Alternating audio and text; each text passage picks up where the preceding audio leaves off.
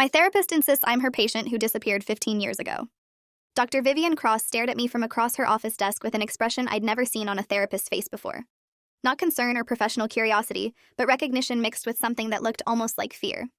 I'd been seeing her for 3 weeks to work through anxiety about my new job when she asked the question that changed everything. Have you ever been to Seattle, specifically between 2008 and 2010? I told her no, that I'd lived in Chicago my entire life except for college in Boston. She leaned forward and her hands were shaking slightly when she opened a drawer and pulled out an old photograph. She set it on the desk between us and I looked down at a young woman who could have been my twin. Same dark hair, same angular face, same small mole near my left eye. The photograph was dated April 2009, written in pen on the back. Dr. Cross's voice came out strained when she spoke again. This is Natalie Brenner. She was my patient for 18 months starting in late 2008. She came to me with severe trauma from her childhood. We made real progress together. Then one day in June 2010, she didn't show up for her appointment and I never saw her again. Her apartment was cleared out. Her phone was disconnected. She vanished completely. I stared at the photograph, feeling my chest tighten because the resemblance was impossible to ignore. But I wasn't Natalie Brenner. I was Grace Ashford, born and raised in Chicago, with parents and school records and a whole documented life that had nothing to do with Seattle or 2010. Dr. Cross kept the photograph on her desk between us, and I watched her study my face with an intensity that made me uncomfortable. She asked about scars I might have, birthmarks, anything physical that could confirm identity. I told her about the appendectomy scar I got when I was 12, and the small burn mark on my right hand from a cooking accident in college. She wrote these down carefully, and I realized this felt less like therapy and more like an interrogation. I asked why she thought I was this Natalie person, and she explained that the resemblance was just the beginning. Apparently, I had similar mannerisms to Natalie. The way I tucked my hair behind my left ear when nervous, how I crossed my ankles when sitting, small gestures that seemed too specific to be coincidence. I felt anger rising because I'd come here for help with work anxiety, and instead my therapist was insisting I was someone else. I told her firmly that I was Grace Ashford, that I had a birth certificate and a social security number, and decades of memories proving who I was. Dr. Cross nodded slowly, but I could see she didn't believe me. She asked if I'd be willing to take a DNA test, just to rule out the possibility. I should have walked out right then, should have reported her to whatever board oversees therapists. But something about the desperate hope in her face made me hesitate. She said Natalie's disappearance had haunted her for 15 years, that she'd filed missing person reports and hired investigators and never stopped wondering what happened to her patient. I agreed to the DNA test mostly to prove her wrong and end this strange accusation. Dr. Cross gave me information for a lab where I could have a sample taken. She said she had DNA from Natalie's old apartment that she'd kept all these years, items Natalie had left behind before vanishing.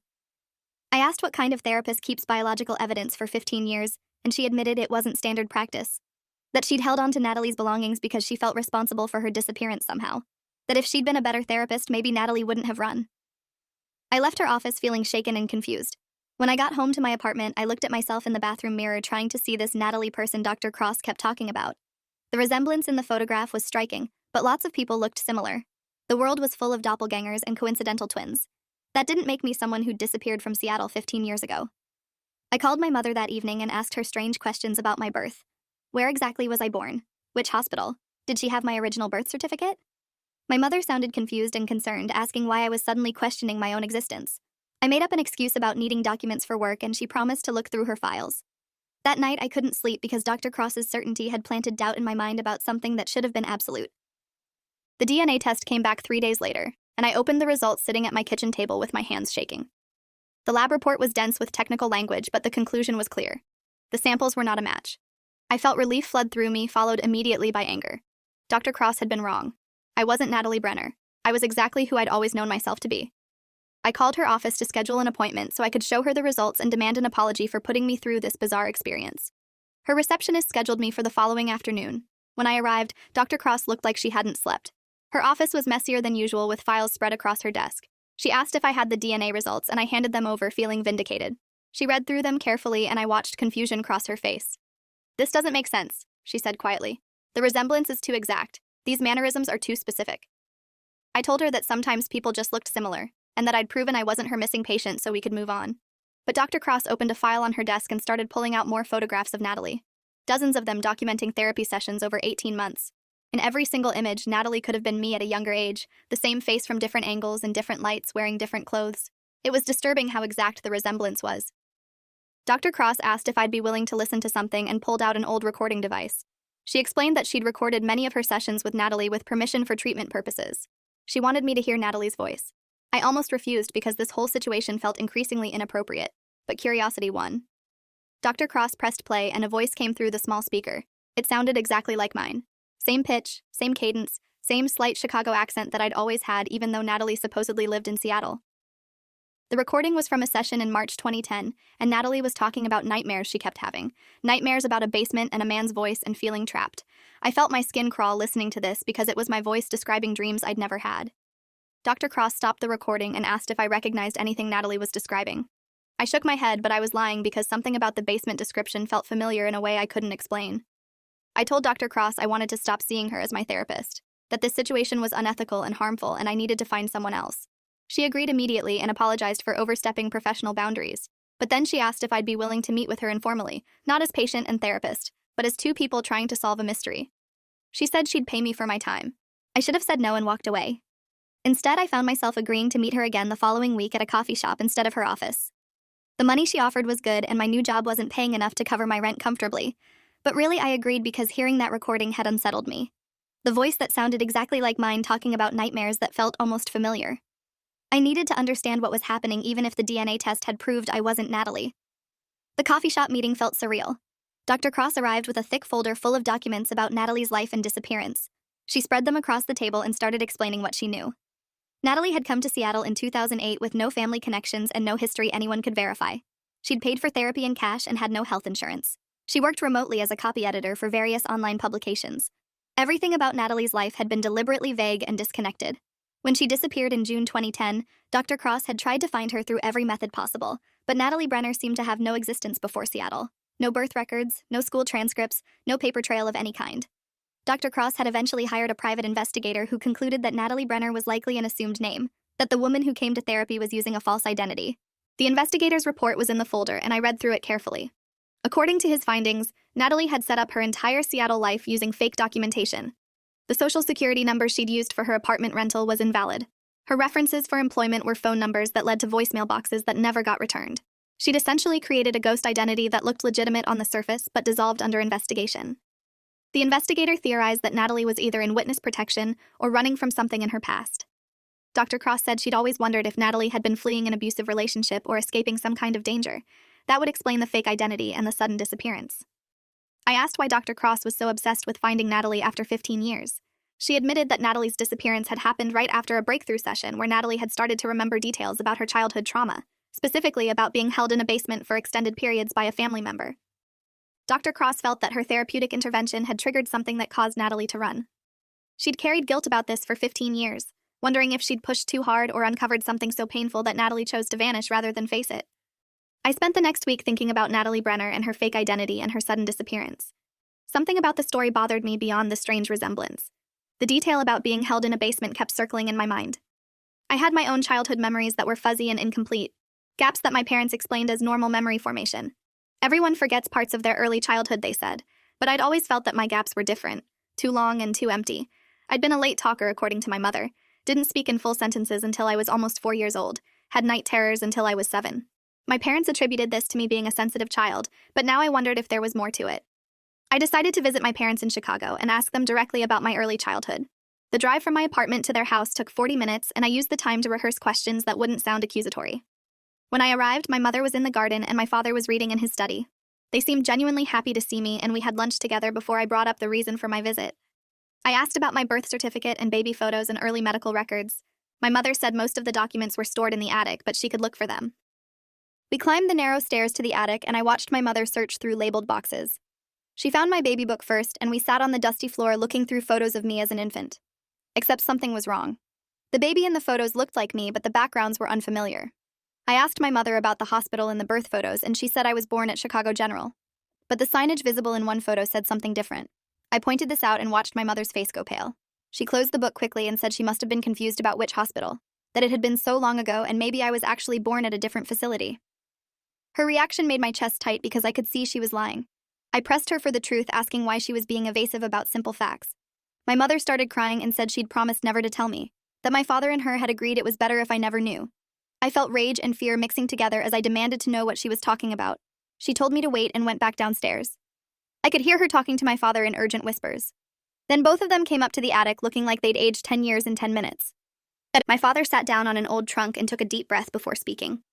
He told me that they'd adopted me when I was 3 years old through a private adoption, that my biological parents had been unable to care for me and had given me up through a lawyer who specialized in these arrangements. My parents had wanted a child desperately after years of infertility, and when the opportunity came, they'd taken it without asking too many questions. They'd been told that a clean break was best for everyone, that I'd been through trauma in my early childhood, and the adoption gave me a fresh start with a new name and a new life. They'd raised me as Grace Ashford and never told me about the adoption because they wanted me to feel secure and loved without the burden of knowing I'd been given away. I sat there processing this information and feeling like my entire identity was dissolving. Everything I'd thought I knew about myself was based on a lie. I asked what my original name had been, and my parents said they didn't know. The adoption had been sealed and the records were confidential. All they had was a first name my biological mother had called me, Natalie. The room started spinning and I had to grip the floor to steady myself. Dr. Cross had been right. I was Natalie Brenner. Or I had been before my adoption at age 3, before I became Grace Ashford and forgot everything that came before. The revelation felt like being split in two.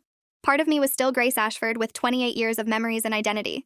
But another part of me was Natalie Brenner, who disappeared from Seattle 15 years ago after recovering traumatic childhood memories. I demanded that my parents tell me everything they knew about the adoption. My father explained that they'd gone through a lawyer named David Sutton, who'd since passed away. Sutton specialized in private adoptions where biological parents wanted to place children without going through the state system. He told my parents that my biological mother was young and unable to care for me, that there were no other family members who could take custody. The adoption had cost them $50,000, which they'd saved for years to afford. I asked why the adoption had been so expensive if it was legitimate, and my mother said private adoptions were always costly. But I could see doubt in her face now. Could see her wondering if they'd paid that money for something less legitimate than they'd believed. I asked if they had any documentation from the adoption, and my father went to his study to retrieve a file he'd kept locked in his desk for 25 years. The file was thin, containing only a few documents. An adoption decree signed by a judge in Indiana. My new birth certificate issued when I was 3 listing my parents as my biological parents. A medical report from a doctor I'd never met stating I was healthy and developing normally. No information about my biological parents. No explanation for why they'd given me up. Just paperwork that erased Natalie and created Grace. I photographed every document with my phone and told my parents I needed time to process this. My mother begged me not to hate them for keeping the secret. She said they'd done what they thought was best, that they'd given me a stable, loving home, and that had to count for something. I didn't have words to respond. I left their house and drove back to my apartment in a daze. Everything felt different now. The walls of my apartment seemed to belong to someone else.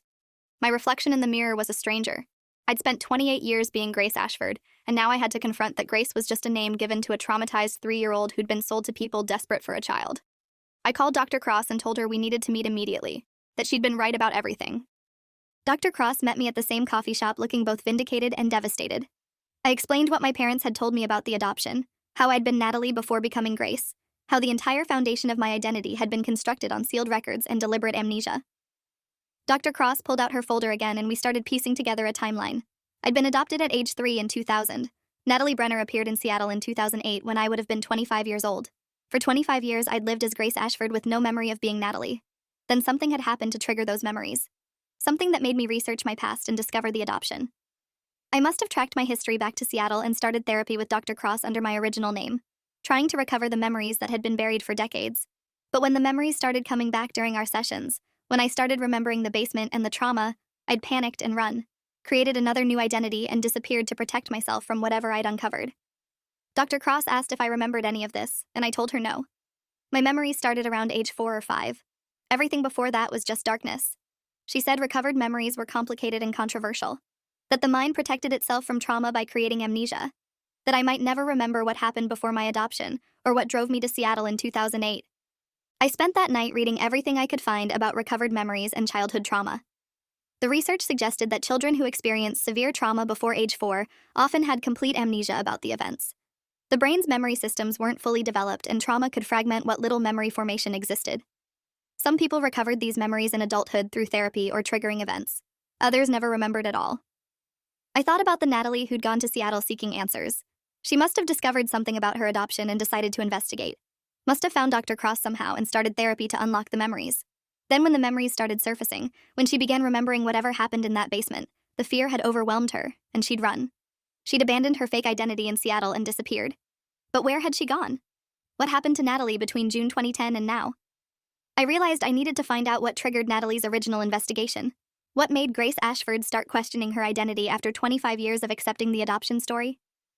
I called my parents and asked if anything significant had happened around 2008. Any family deaths or discoveries that might have prompted questions. My mother thought for a moment and then remembered.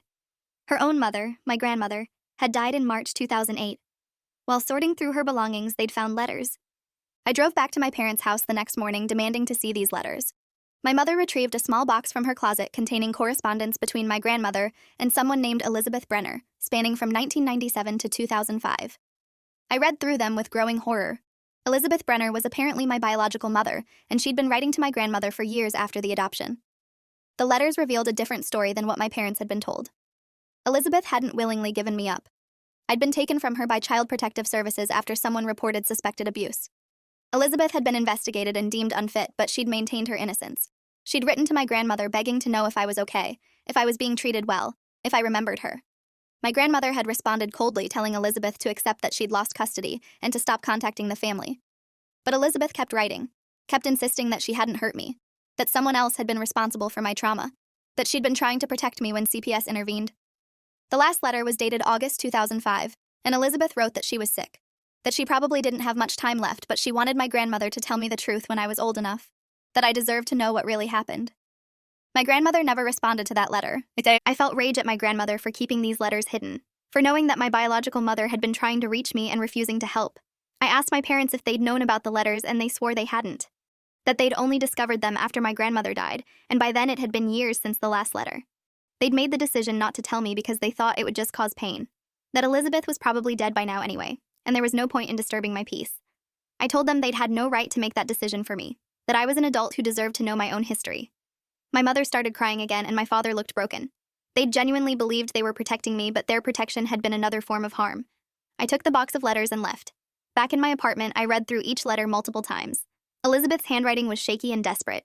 She described loving me more than anything, described fighting the system that took me away, described someone named Richard who she claimed was the real danger.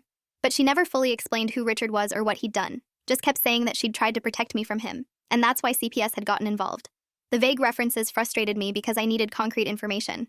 I needed to understand what happened before I could figure out what Natalie had discovered in 2008.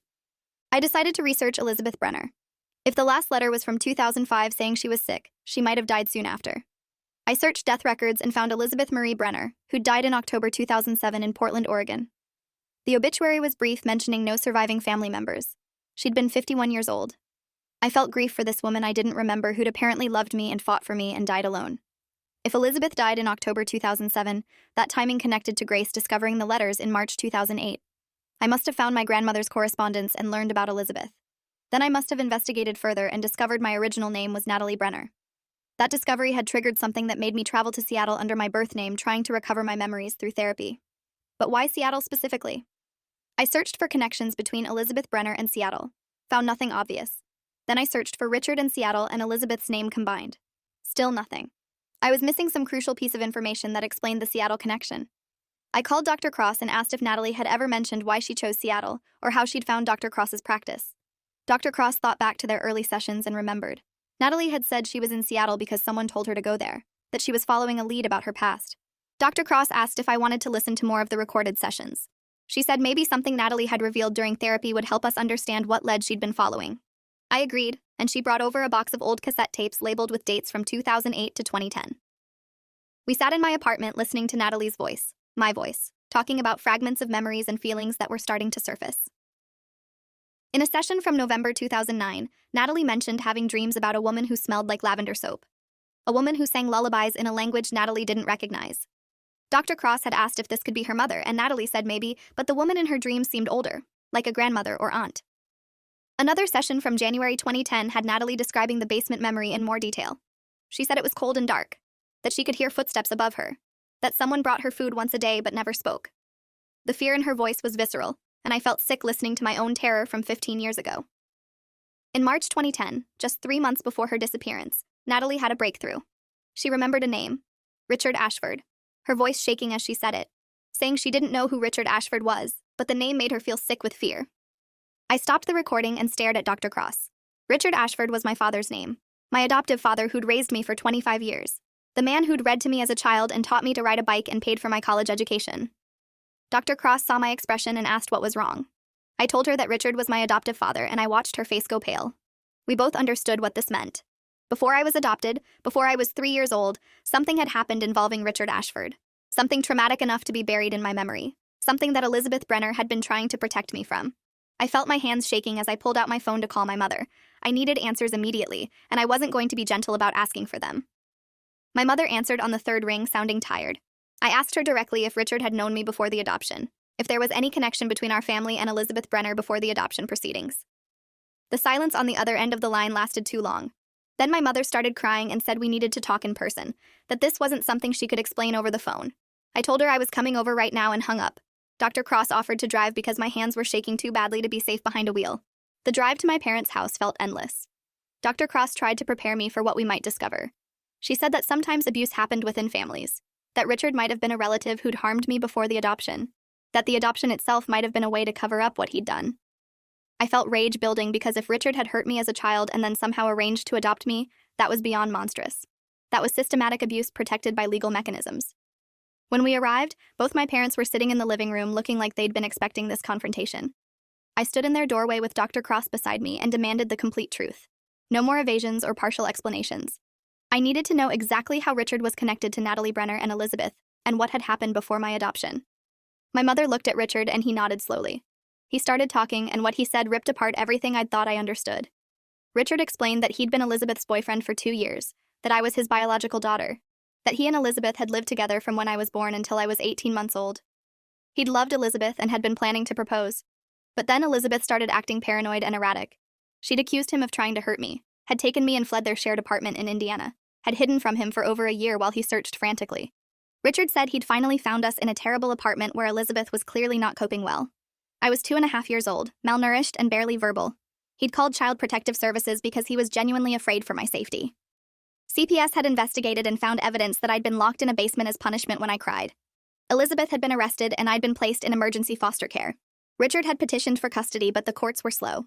By the time everything was processed, I was 3 years old and had been in foster care for 6 months. Richard had met my mother, Sharon, during this period. They'd bonded over his situation and had fallen in love. When he finally got custody, they'd decided to get married and raise me together. They'd legally changed my name to Grace, and Sharon had adopted me as well. They'd moved to a new city to give everyone a fresh start. They genuinely believed they were rescuing me from an abusive situation, that Elizabeth was unstable and dangerous, that their lies about the adoption being from strangers had been meant to protect me from knowing my biological mother had been deemed unfit. I listened to this story feeling like I was drowning. Everything was inverted from what I'd thought. Richard wasn't a predator who'd hurt me. He was supposedly my biological father who'd saved me. Elizabeth wasn't a loving mother wrongfully accused. She was supposedly abusive and mentally ill. I asked why Elizabeth's letters had claimed Richard was dangerous if this story was true. Sharon said that Elizabeth had been delusional, that she'd created a false narrative where she was the victim and Richard was the villain, that her mental illness had made her unable to accept responsibility for what she'd done. Richard added that he'd tried to get Elizabeth help, but she'd refused treatment, that she'd chosen to see herself as persecuted rather than face the reality of her actions. I wanted to believe them because these were the people who'd raised me, but something felt wrong about their story. Too convenient, too neatly explaining away every contradiction. I asked to see the CPS records from my removal from Elizabeth's care. Richard and Sharon exchanged looks and said the records had been sealed, that they didn't have access to them. I told them I'd petitioned to have them unsealed as the child involved. They tried to discourage this, saying it would be traumatic to read those reports, that some things were better left buried. But I was done accepting their version of what was better for me. I told them I was going to investigate everything and discover the truth about what really happened. Dr. Cross and I left their house and sat in her car processing what we'd heard. She said Richard's story was plausible but concerning, that the detail about me being locked in a basement matched what Natalie had started remembering in therapy. But it also seemed suspicious that Richard and Sharon had so thoroughly erased my history and cut off all contact with Elizabeth. I spent the next 3 weeks filing petitions to unseal the CPS records from my removal. The process was complicated, requiring court appearances and proving I was the minor referenced in the sealed files. My parents tried to contact me multiple times, but I refused to speak with them until I had objective documentation of what had happened. Dr. Cross stayed in contact, checking on me regularly. She said what I was going through was intensely traumatic and I needed support. But I'd stopped trusting therapists after discovering that my own identity had been manipulated for decades. Finally, the court granted my petition, and I received copies of the CPS investigation from 1999. The files were extensive, and what they contained made me physically ill. The initial report had come from a neighbor who heard me crying for hours and then not hearing anything for days. When CPS investigated, they'd found me locked in a basement with Elizabeth, claiming she was protecting me from Richard. She'd said Richard had hurt me and she needed to keep me hidden until she could flee. She'd been locking me in the basement whenever she thought he might come to the apartment. The CPS worker had documented bruises on my body that Elizabeth claimed came from Richard during his visits. But the worker noted that Elizabeth's story kept changing and seemed paranoid. Medical examination showed I was malnourished and had signs of neglect, but the bruises were consistent with falling, not abuse. Further investigation revealed that Richard had been paying child support and trying to arrange supervised visitation, that he'd been cooperative with authorities and concerned about my welfare. Elizabeth had repeatedly refused to allow visits and had violated custody orders. A psychiatric evaluation ordered by the court found Elizabeth had paranoid delusions and believed Richard was part of a conspiracy to take me away from her. The psychologist recommended removal from Elizabeth's care and supervised reunification therapy. But Elizabeth refused all services and her parental rights were eventually terminated. Richard had been granted full custody, and the file ended with a note that I'd been placed with him and his new wife in Chicago. The records seemed to support Richard's version of events completely. Elizabeth had been mentally ill and had harmed me through neglect while trying to protect me from imagined threats. Richard had been the responsible parent who saved me. I should have felt relief that my adoptive father wasn't actually an abuser, but something still felt wrong. I read through the files again more carefully and noticed discrepancies. The dates didn't quite align. Elizabeth's story had changed, but so had Richard's in subtle ways, and the psychologist's evaluation seemed rushed with minimal actual evaluation time documented. I took the files to Dr. Cross and asked her professional opinion. She read through everything twice, then pointed out something I'd missed. The CPS worker who'd handled my case was a woman named Jennifer Strauss. Dr. Cross said that name was familiar. She pulled out her old notes from Natalie's therapy sessions and found it. In April 2010, Natalie had mentioned finding someone named Jenny Strauss in Seattle. She'd said Jenny was a lead. Dr. Cross said Seattle must have been where Jennifer Strauss moved after leaving Indiana, that Natalie had tracked her down to get answers about what really happened in 1999. I searched for Jennifer Strauss in Seattle and found an obituary from August 2010.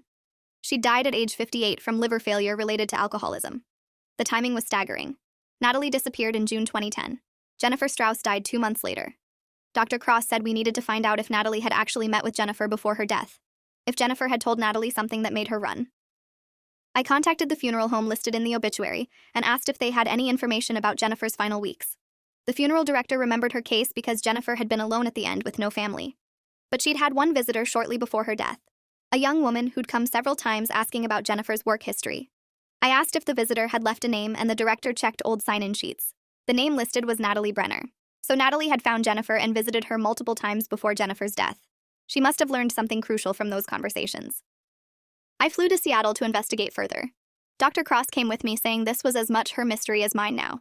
We visited the hospice facility where Jennifer had died and spoke with a nurse who remembered her. The nurse said Jennifer had been consumed with guilt in her final weeks, that she'd talked constantly about a case from years ago where she'd made a mistake, about a little girl she'd failed to protect. The nurse said Jennifer had told the young visitor Natalie everything. And after those visits, Jennifer had seemed both relieved and devastated. I asked what Jennifer had confessed to, and the nurse said Jennifer never gave her specific details, just that she'd falsified reports under pressure, that she'd been paid to write evaluations that protected the wrong person, that a child had been given to an abuser and she'd been too weak to stop it. The nurse remembered Jennifer saying the young visitor had been kind, had forgiven her even though forgiveness wasn't deserved. After Jennifer died, the visitor had never come back. I felt cold understanding wash over me. Jennifer had been paid to falsify my CPS records, to paint Elizabeth as mentally ill and Richard as the good father, to ensure I was placed with Richard despite evidence that he was the actual abuser. Richard had bought my custody the same way he'd later bought my adoption, with money and manipulation and corrupt officials. I called my mother Sharon from the Seattle hotel room and asked her a direct question. Had she known that Richard was my biological father when they got married?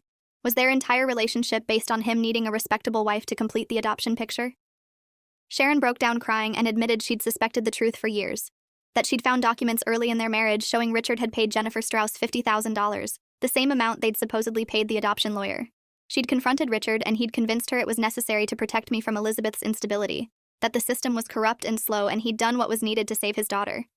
Sharon had wanted to believe him because she loved me, because I'd seemed happy and healthy in their home. She'd told herself that the ends justified the means, that Richard was genuinely a good father regardless of how he'd obtained custody. Over the years, she'd pushed down her doubts and focused on raising me, but when I'd found the letters in 2008, she'd known the truth would eventually come out. I asked if Richard had abused me before Elizabeth took me away. Sharon said she'd never seen any evidence of abuse, that Richard had always been gentle with me, but she admitted she didn't know what had happened before she'd met him, that he refused to talk about that period in detail. I hung up and told Dr. Cross what Sharon had confirmed. We sat in silence for a long time processing the implications. Richard had paid to have me taken from Elizabeth, had manipulated the system to obtain custody, had erased my identity and my history to maintain control. But what had he done before that to make Elizabeth flee with me in the first place? What had I remembered in therapy that made Natalie so terrified she'd disappeared? Dr. Cross said we needed to find out what happened to Natalie after she left Seattle. Where did she go between June 2010 and now? I realized that if I was Natalie, then I must have created another identity after leaving Seattle. Just like I'd created Natalie after being Grace. I must have a pattern of running and renaming when I got too close to dangerous truths. Dr. Cross suggested we search for women matching my description who appeared in records around 2010 with no prior history. Women who might be me under another name. We spent 2 days searching through databases and public records, looking for identity patterns similar to what we'd found with Natalie in Seattle. Finally, we found a possibility.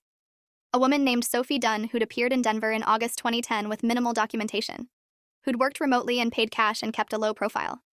Sophie had lived in Denver until 2014, then disappeared completely. No forwarding address, no job termination, just gone. If I'd been Sophie from 2010 to 2014, that meant I'd spent 4 years hiding in Denver after fleeing Seattle. What had I been running from?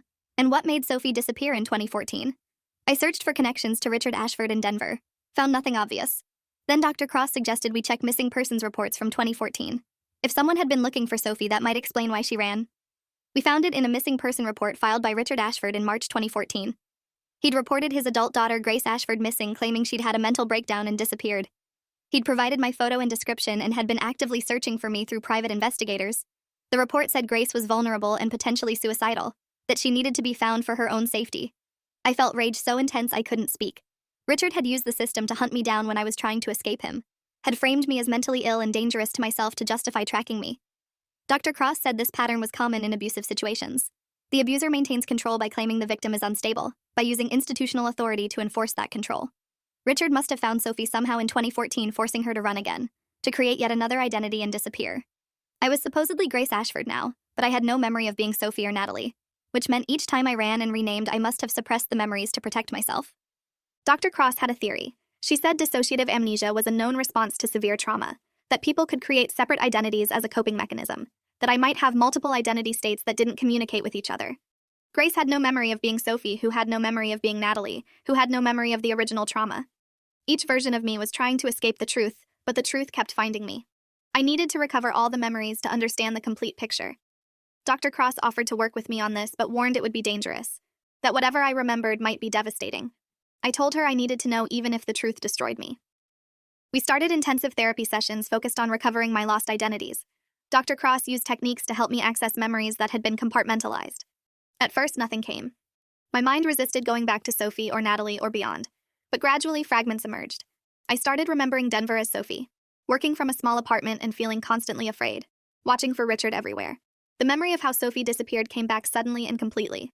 Richard had found me, had shown up at my apartment with proof that he'd legally tracked me down. He'd tried to force me to come back to Chicago for treatment, said I was sick and needed help. I'd fled in the night, leaving everything behind, had hitchhiked to a new city and eventually ended up back in Chicago under yet another identity. Grace. Living close to the people I was running from, because sometimes the best hiding place is right under someone's nose. The memories of Natalie came next. I remembered being in Seattle, in therapy with Dr. Cross, starting to recover the original trauma. I remembered visiting Jennifer Strauss in hospice. Jennifer had been dying and guilty and had finally told me the truth.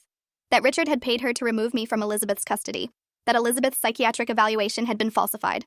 That I'd actually been taken from a safe situation and given to my abuser. Jennifer had cried while telling me this, saying she'd been desperate for money back then, going through a divorce, drowning in debt. Richard had offered her $50,000 to write the reports he needed.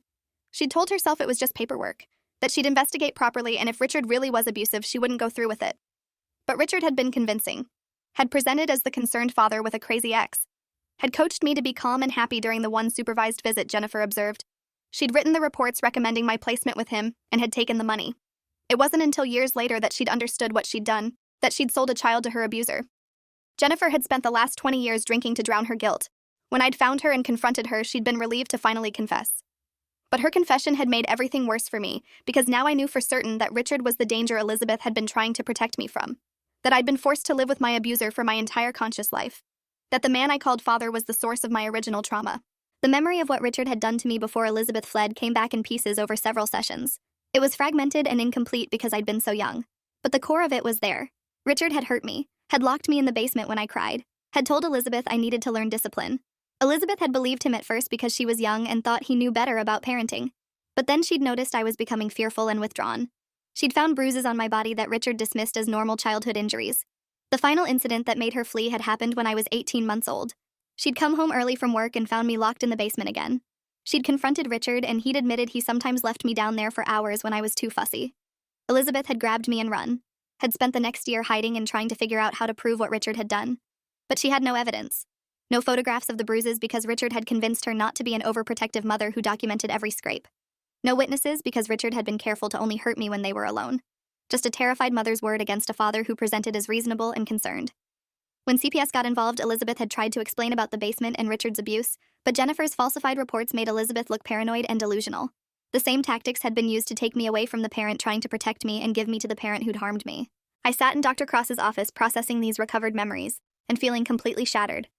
My entire life had been built on a foundation of abuse and manipulation. The man I'd thought was my loving father had been my original abuser. The mother I'd never known had been trying to save me, and I'd been forced to forget everything and live with my abuser for 25 years thinking he was my savior. Dr. Cross asked what I wanted to do with this information. I could go to the police, but the statute of limitations on child abuse from 3 decades ago had likely expired. I could confront Richard, but that might be dangerous. Or I could focus on healing and building a life separate from everyone who'd harmed me. I told Dr. Cross that I wanted justice even if the legal system couldn't provide it, that Richard had stolen my life and needed to face consequences. She warned me that going after Richard could be risky, that he'd demonstrated he was willing to manipulate systems and hunt me down, that I needed to be careful. I said I understood the risks, but I couldn't keep running, that each time I'd created a new identity, I'd lost more of myself, that Grace and Sophie and Natalie were all fragments of a person who'd been broken before she had the chance to be whole. The only way forward was through the truth, no matter how painful. I started by documenting everything. I wrote down all the recovered memories, collected the falsified CPS reports, found Jennifer Strauss's confession in hospice records, built a timeline showing how Richard had systematically manipulated the system to obtain custody. I contacted a lawyer who specialized in adult survivors of childhood abuse and explained the situation. The lawyer confirmed that criminal prosecution was unlikely after 3 decades, but she said there might be civil remedies, that I could sue Richard for fraud regarding the adoption, could potentially have the adoption nullified on grounds that it was obtained through illegal means, could seek damages for the psychological harm caused by his abuse and subsequent cover-up. The lawyer warned that this would be difficult to prove and Richard would fight it, but she thought I had enough documentation to build a case. I filed the civil suit in September. Richard's lawyer immediately filed motions to dismiss, claiming the allegations were fabricated and based on false memories. They argued that recovered memories were unreliable and that I'd been manipulated by an unethical therapist. They brought in expert witnesses to testify that Dr. Cross had implanted false memories through suggestive therapy techniques. The legal battle became brutal. Richard and Sharon both testified that they'd been loving parents who'd given me every advantage, that I'd been a happy child with no signs of trauma until recently when I'd started therapy and developed these delusions. I sat in court listening to Richard describe saving me from Elizabeth's abuse, listened to him paint himself as the hero of my story. My lawyer presented Jennifer Strauss's hospice records showing her confession, presented the payment records showing Richard had paid her $50,000 the same month she wrote the CPS reports, presented the timeline showing how I'd repeatedly fled and created new identities whenever Richard got too close. The judge seemed skeptical but willing to hear all evidence. The case took 8 months to work through the courts. During that time, I kept having more recovered memories. I remembered Richard's house in Chicago where I'd lived from age 3 onward. Remembered the basement that had always made me uncomfortable without knowing why. Remembered Richard's controlling behavior that my child self had interpreted as fatherly concern but was actually surveillance, making sure I never remembered, never questioned, never escaped. I remembered why I'd started investigating in 2008 after finding Elizabeth's letters. One of the letters had mentioned the basement, and that single word had triggered a fragment of memory. I'd started having nightmares about being locked in the dark, had started researching my adoption, had discovered I was Natalie Brenner and had decided to investigate under that name so Richard wouldn't know what I was doing. Everything I'd built as Grace, every relationship and achievement had been real, but it had been built on the foundation of forced forgetting, of survival through amnesia. The judge ruled in my favor, finding that Richard had fraudulently obtained custody through bribery and falsified documents. The adoption was nullified on grounds that it had been procured through illegal means. The judge ordered Richard to pay damages for psychological harm, though the amount was less than my lawyer had sought. More importantly, the judge's ruling was a public document acknowledging what Richard had done. Acknowledging that Elizabeth had been right to fear him. Acknowledging that I'd been stolen from my mother and given to my abuser through systematic corruption. Richard appealed, but the appellate court upheld the decision. He lost his reputation and his standing in the community. People who'd known him for decades learned he'd bribed a social worker and falsified child abuse reports. Sharon filed for divorce, saying she couldn't stay married to someone who'd lied to her for 30 years. Richard ended up alone in the house where he'd kept me captive to his false narrative for 25 years. I didn't feel triumphant. I felt exhausted and hollowed out. But I also felt free in a way I'd never experienced before. free from the lies and the forced forgetting, free from having to be Grace or Sophie or Natalie or any identity created through trauma. I could finally choose who I wanted to be without the weight of suppressed memories and manipulated history. Dr. Cross stayed with me throughout the legal process and the recovery of my memories. She said what I'd survived was extraordinary, and that rebuilding myself would take time. I asked her if she felt guilty for pushing Natalie in therapy back in 2010, for uncovering memories that made me flee. She admitted she'd carried guilt for 15 years, but now understood she'd been doing what needed to be done, that Natalie had come to her seeking answers and she'd helped provide them even though the answers were devastating. The difference was now I had support and resources that Natalie hadn't had. I wasn't running alone. I had Dr. Cross and my lawyer and a growing network of people who believed me. I started attending support groups for adult survivors of childhood abuse, heard stories from others who'd suppressed memories for decades, who'd been manipulated by abusers using the legal system as a weapon, who'd spent years running and hiding and creating new identities to escape trauma they couldn't consciously remember. I wasn't alone in this experience. My story was more extreme than most, but the core pattern was familiar. Systems designed to protect children being manipulated by abusers with money and influence. Survivors being labeled as crazy when they tried to tell the truth. The long shadow of childhood trauma extending into adulthood in ways that fragmented identity and derailed lives. I reconnected with Elizabeth's family, distant relatives who'd lost touch after her death. They told me stories about her that helped me understand who she'd been. Elizabeth had been young when she had me, only 23, and unprepared for single motherhood. But she'd loved me fiercely, had been willing to sacrifice everything to protect me from Richard. Her family had believed she was mentally ill because that's what Richard's reports had said. They'd distanced themselves, not wanting to enable her delusions. After I was taken away, Elizabeth had fallen apart completely, had stopped taking care of herself, had started drinking. By the time she died in 2007, she'd been alone for years, with everyone convinced she was the problem. Learning the truth about Richard's manipulation came too late for them to apologize to Elizabeth. But they welcomed me into the family, showed me photographs of her young and happy before everything fell apart. I looked at these images of my mother and felt overwhelming sadness for what we'd both lost. We'd been separated by a system that claimed to protect children but had actually enabled my abuse. I placed flowers on Elizabeth's grave and told her I knew the truth now, that I understood she'd been trying to save me, that I was sorry for all the years I'd believed the lies about her, that I hoped she'd found peace even though justice had come too late for her to see it. I legally changed my name to Natalie Elizabeth Brenner, reclaiming both my original first name and my mother's. Grace Ashford no longer existed. Sophie Dunn was gone. I was Natalie now, with full knowledge of who I'd been and what I'd survived. Dr. Cross helped me integrate all my fragmented identities into one coherent sense of self. The process was painful because it meant accepting that parts of my life as Grace had been real while the foundation was false.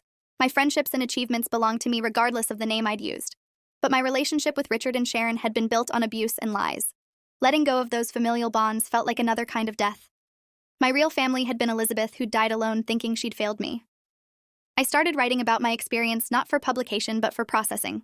Hundreds of pages documenting the recovered memories and the legal battle and the slow work of rebuilding identity after systematic trauma. Dr. Cross suggested I might eventually want to share my story publicly to help other survivors. But for now, it was private, a way of claiming my narrative after having it controlled by others for 3 decades. 1 year after the judge's ruling, I was living in a new city under my chosen name, working remotely and building a life that belonged entirely to me. I still had nightmares sometimes about basements and locked doors. Still had moments of dissociation where I'd forget which identity I was supposed to be. But these episodes were getting less frequent. I'd learned that healing wasn't linear, that some days were harder than others, that the impact of childhood trauma didn't disappear just because you'd recovered the memories and won the legal case. Dr. Cross and I stayed in touch. She'd become more than my therapist. She'd become the person who'd witnessed my transformation from fragmented survivor to integrated whole. She'd stuck with me through the darkest revelations and never stopped believing my memories were real. I asked her once if she'd been afraid of being wrong, of falsely accusing Richard and destroying a family based on implanted memories. She said she'd been terrified, but the evidence supported my recovered memories. That Jennifer's confession and Richard's payment records and the pattern of my repeated escapes all corroborated what I was remembering. That she'd trusted me to know my own truth even when that truth was devastating. 3 years after finding me, after insisting I was her patient who'd disappeared 15 years ago, Dr. Cross attended my graduate school graduation where I received my degree in social work. I'd decided to dedicate my life to helping other survivors navigate the systems that had failed me, to become the advocate I'd needed when I was 3 years old and being evaluated by a corrupt social worker. Dr. Cross hugged me afterward and said she was proud of who I'd become despite everything I'd survived. I told her I was grateful she'd recognized me that day in her office, that her certainty about my identity had set everything in motion, that without her I might have lived as Grace forever, never knowing why I felt incomplete, never understanding the nightmares and the gaps in my memory, never recovering the truth about Elizabeth and Richard and myself. She'd given me back my history, and that gift was worth all the pain it had cost to receive it. We stood together looking at my diploma with Natalie Elizabeth Brenner printed across the bottom, a name that finally belonged to someone whole. If you enjoyed this, you'll definitely want to see the next ones too, so subscribe now and let me know your take in the comments.